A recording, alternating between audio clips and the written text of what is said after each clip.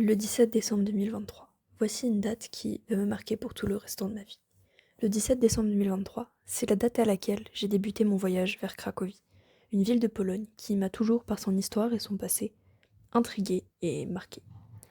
Grâce à ce voyage, j'aimerais non seulement en apprendre plus sur cette ville, mais j'aimerais surtout pouvoir faire ma propre expérience en analysant les traces d'un passé douloureux.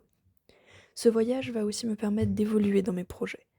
Étant en dernière année de licence d'histoire, ce retour dans le passé à Cracovie va m'aider à mieux comprendre l'histoire, mais aussi les enjeux actuels dans le monde qui nous entoure. Une fois arrivé sur les lieux, j'observe l'environnement qui m'entoure. Je vois une ville qui paraît commune au premier regard, mais qui cache nombre de blessures. Je vois des monuments et bâtiments, avec une architecture typique des pays de l'Est.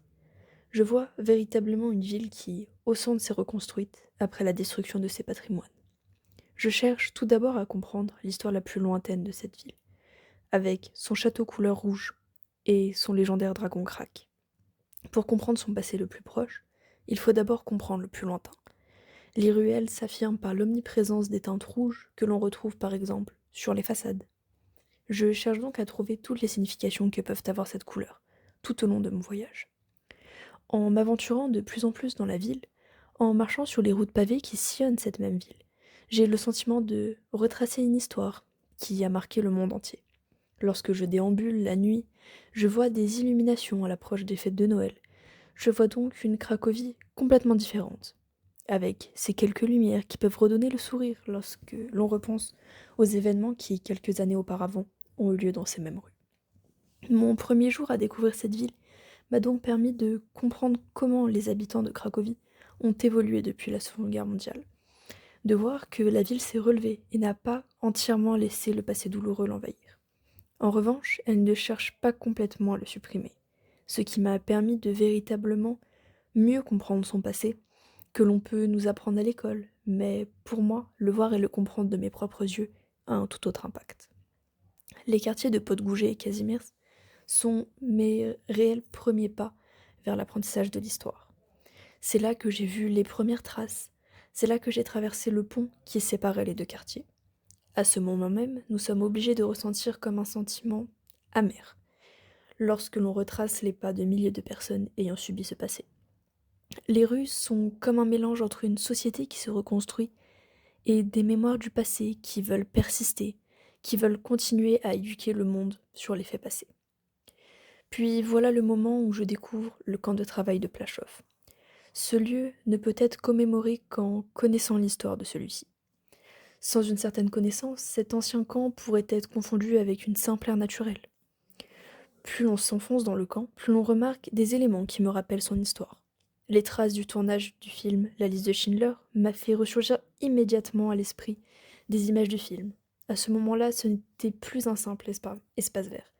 Je m'imaginais l'architecture que pouvait avoir le camp lorsque le soleil rouge perçant se couchait. En passant devant la maison grise, une angoisse apparaît immédiatement.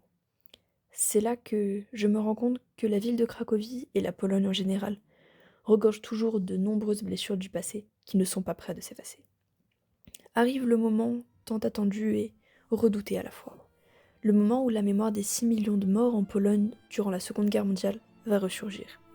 C'est le moment où je vais pouvoir confronter les connaissances que j'ai apprises en cours et ma propre mémoire et vision des faits qui va se former en étant sur les lieux de cette guerre. Vous l'aurez compris, je pars ensuite voir le camp de concentration d'Auschwitz et le camp de concentration et d'extermination d'Auschwitz-Birkenau, où sont installées des expositions. Plus les minutes passent, plus les événements que l'on peut lire ou bien voir à travers des vidéos défilent dans mon esprit. Cela rend ce moment à la fois enrichissant et à la fois cela procure comme un sentiment amer, une boule au ventre. Malgré les années qui sont passées, l'on ressent toujours un environnement pesant à cause de la souffrance des victimes présentes dans ces lieux dans le passé. La couleur rougeâtre des blocs me fait penser à tout ce sang qui a coulé pendant toutes ces années. On peut encore ressentir la souffrance des victimes, notamment en passant devant des milliers de valises, de chaussures, de lunettes ou encore de mèches de cheveux. Lorsque je vois les portraits de toutes ces personnes, je ne peux m'empêcher d'imaginer la vie paisible qu'ils devaient avoir avant le début de cette guerre d'anéantissement. Dans le camp d'Auschwitz II, toutes les connaissances que j'ai pu acquérir me permettent de réellement comprendre le déroulement du processus de concentration et d'extermination de ce centre. C'est ici que se crée ma propre vision et mémoire des faits. En sachant les faits passés, je pouvais dans ma tête essayer de reconstituer les bâtiments, qui ne sont aujourd'hui plus que des ruines. Un vent glacial se lève dès que l'on commence à marcher près des rails, voir ces minuscules wagons où étaient entassés des centaines, voire des milliers de personnes. Lorsque le soleil se couche, que le ciel devient rosé, voire rouge, seuls les contours des ruines sont visibles. L'on ressent alors comme un sentiment de solitude, de perte au milieu de ces kilomètres de vide.